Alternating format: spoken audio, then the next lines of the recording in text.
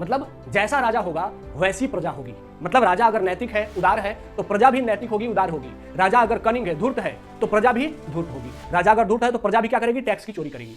अब इसको यथा राजा तथा प्रजा, इसके माध्यम से वो कहना चाहते हैं कि किसका? कि honesty, efficiency and accountability of the king. कि अगर एक किंग में, एक राजा में ऑनेस्टी है, इफिशियंसी है एंड अकाउंटेबिलिटी है, तो उसके जो लोग हैं, जो नागरिक हैं, उनमें भी क्या होगी? उनमें भी ऑनेस्टी होगी, इफिशियंसी होगी और अकाउंटेबिलिटी। ठीक है, तो कहते हैं कि यह राजा की जिम्मेदारी है, it is duty of the king, कि आप क्या हो?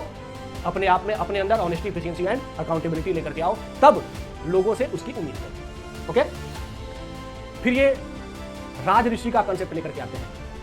पहली बार राज ऋषि का कंसेप्ट चाणक्य के अर्थशास्त्र में आया था, और बाद में 1st सेंचुरी बीसीई का एक इंस्क्रिप्शन है, उड़ीसा से मिला है, हाथी गुम्फा इंस्क्रिप्शन। उसमें भी खारवेल नाम के एक किंग के बारे में चर्चा की गई है और उसे राज ऋषि कहा गया है। तो राज ऋषि का पहला कंसेप्ट चाणक्य देते हैं, मतलब कि आइडियल लीडर और ideal king is combination of raja and Rishi.